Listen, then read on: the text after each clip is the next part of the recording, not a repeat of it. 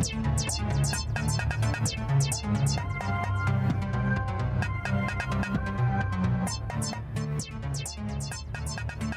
hello, people of the internet.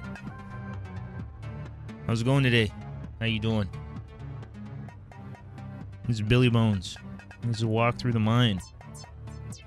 Thanks for showing up. Thanks for tuning in.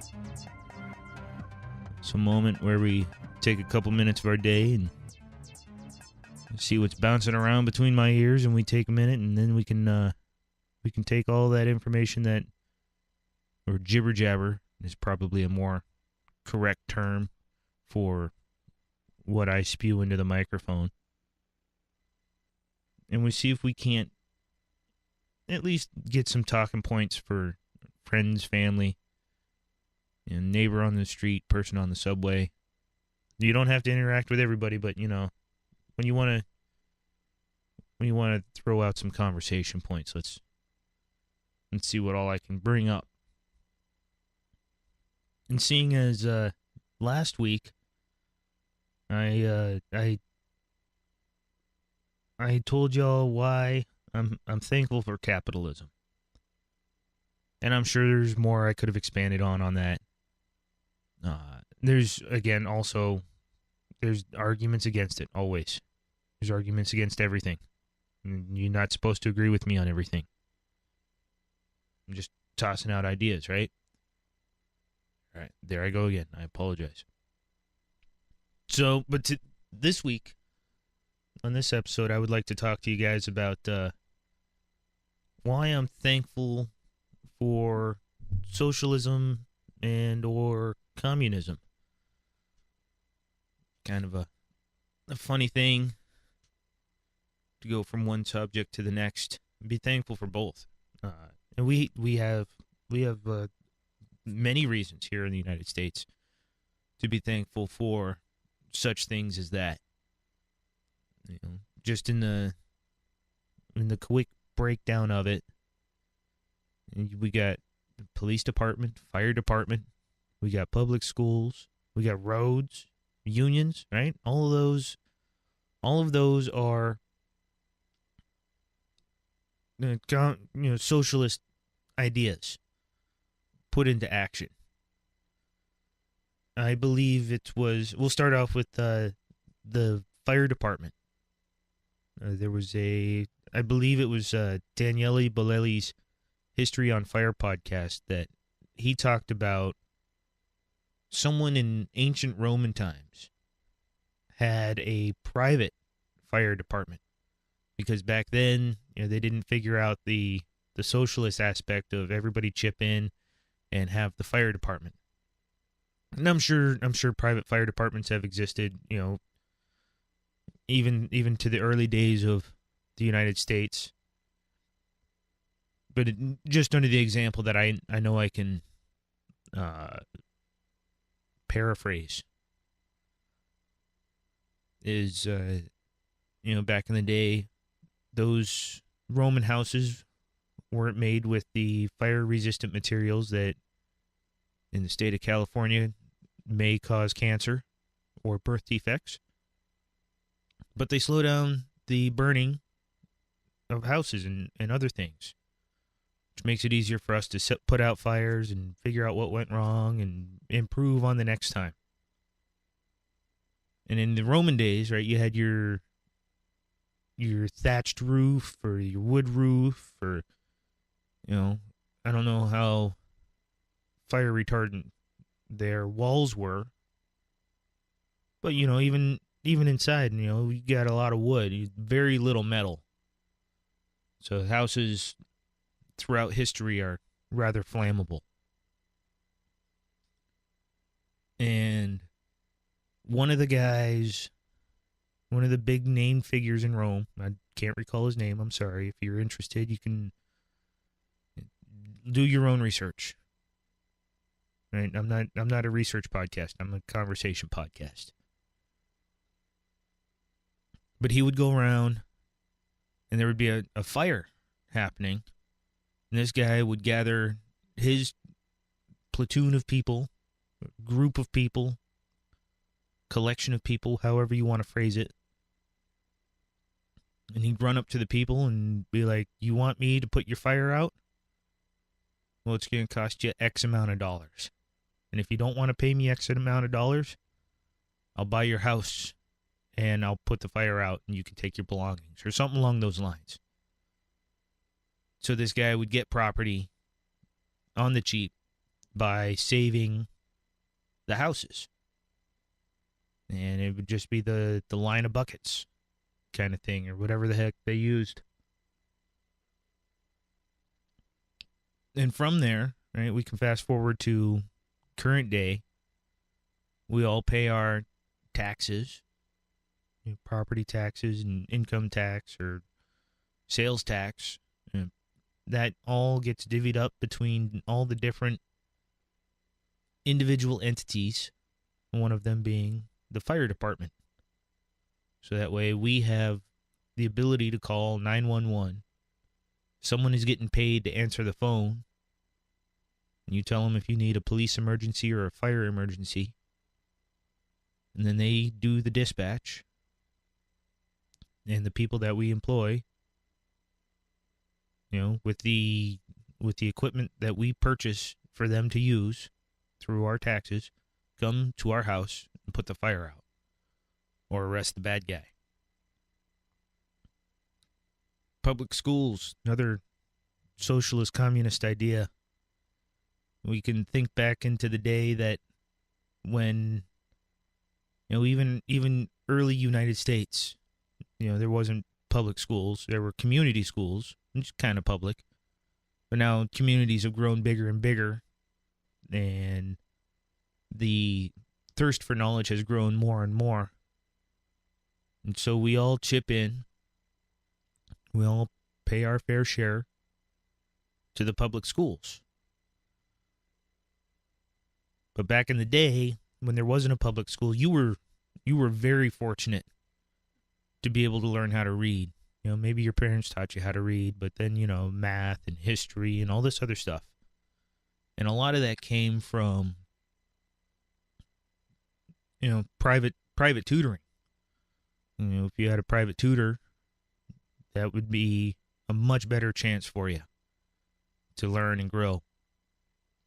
And so we can thank the socialist communist ideals of everybody pays their fair share and chips in. And now we have a much more educated public. The level of education, granted, varies between communities. And I think the school topic becomes a bigger conversation for another time. But we still, again, have public schools, and you're educated to a point, I'm educated to a point, right? I'm a product of a high school diploma. Where would I be without that public school? I might just be digging ditches the whole time. Who knows? Then we can go into roads. Roads are another socialist thing with our taxes. Everybody pays their fair share. The government comes in and makes some roads. You can go in, you can build your own road on your own property, to build it to your own specifications. You can have it super flat, you can make it white or sparkly, or maybe you just want a gravel road. You make it whatever the specification you want. You get the government to come in, and we can add our roads for everybody to use. The interstate highways, like I-90, I-5. I don't know of any others, but interstates, not state routes. But those are ours. Public, community, communism, socialist. We all chip in for the greater good. Unions, very socialist tendency. I'll break it down even further in another conversation later, but under the communist ideals of it, all the worker bees are getting paid equal pay for equal work. And very, very communist manifesto type. And then everybody, and then you have your higher-ups to help you collectively bargain, make sure everything's fair across the board. And in a lot of cases, it works out great. In some cases, it doesn't work out so well. In other cases, it's downright criminal. But that, again, unions are another conversation for another time. But a lot of this, and there's plenty more examples that I'm sure I can't think up at the moment, of why the socialist communist ideas are a good thing. They've done some fantastic freaking things for our society. But the problem is I can't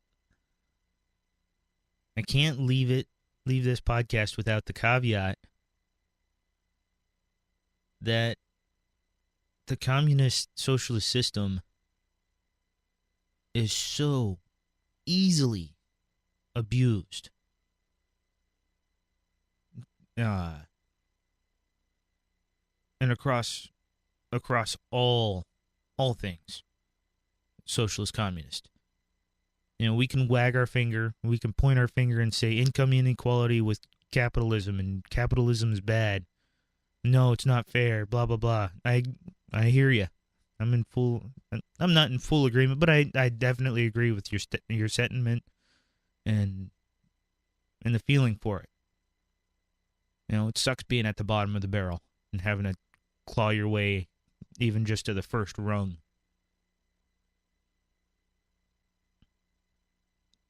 But with the socialist communist thing, we have our people that we put our trust into to collect our monies and then distribute them fairly.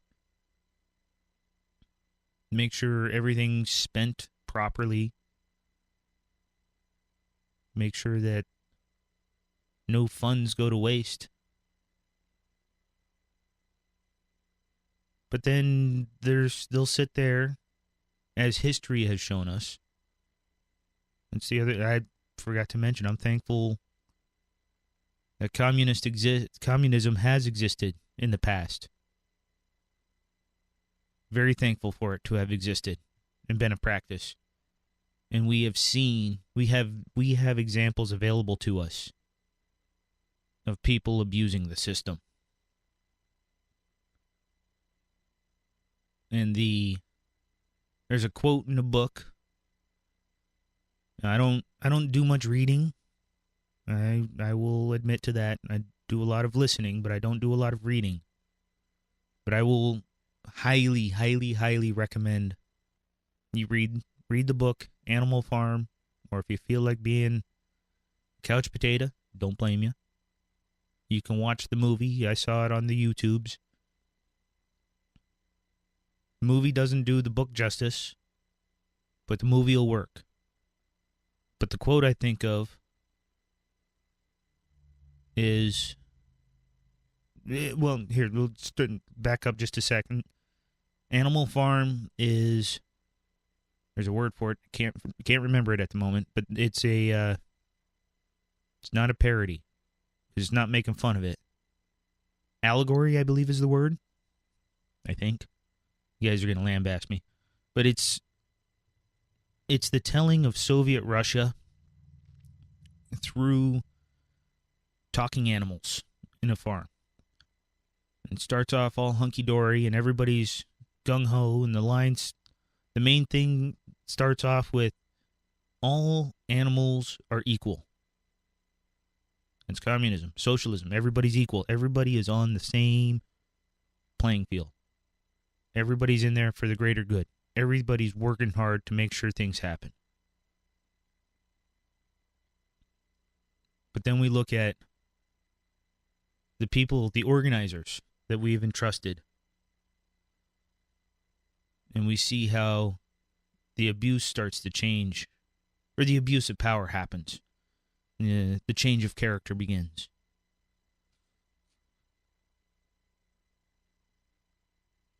And we see how they abuse it. They funnel in the story it's grain and food, but that's easily transferred or translated into dollars or rubles or whatever the price or the currency was in Soviet Russia.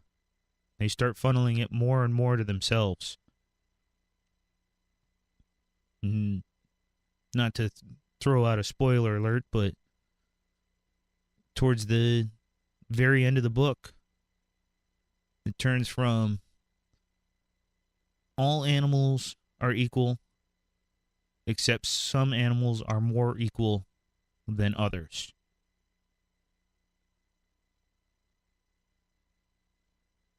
And that's where socialism and communism break down. The elected officials are now all of a sudden above the working people, the people that all gathered together. And maybe it's all in just human nature. They didn't do it on purpose or whatnot. Kind of technically they did, but their morals are their morals, and your morals are your morals, and my morals are my morals. How's that for a mouthful?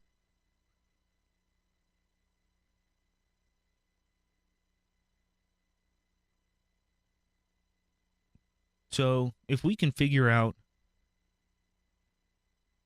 how to guarantee that there won't be an abuse of funds or mismanagement of the processes,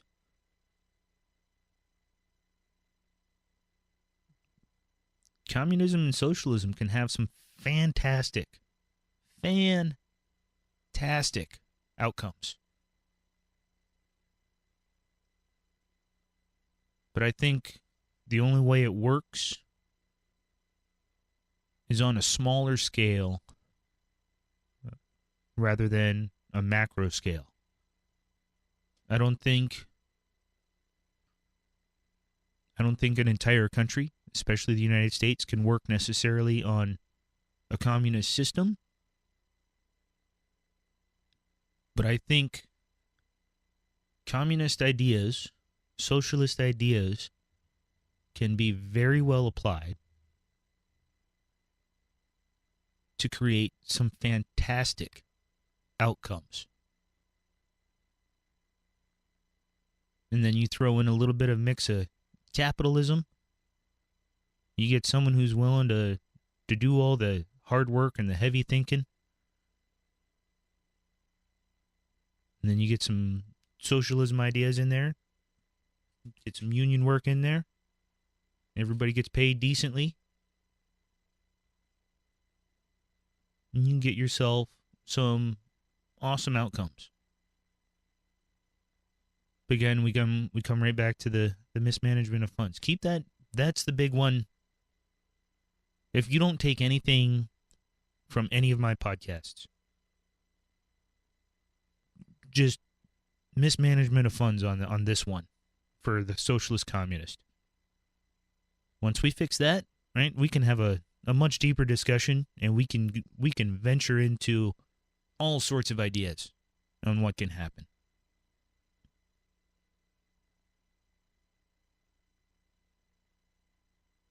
Is that short and sweet enough for you?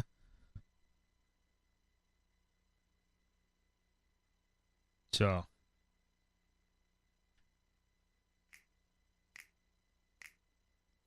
hopefully this was not too much ranting and raving.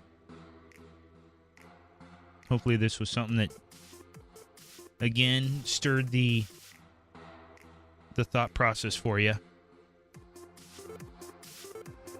You can find me on Twitter at Billy Bones, BILLYBON3S on Twitters. I've got a website, billybones.com, spelt the same way. Get in contact with me there. Love mail, hate mail, questions, comments, suggestions. Send it all. I love you guys. See you next time.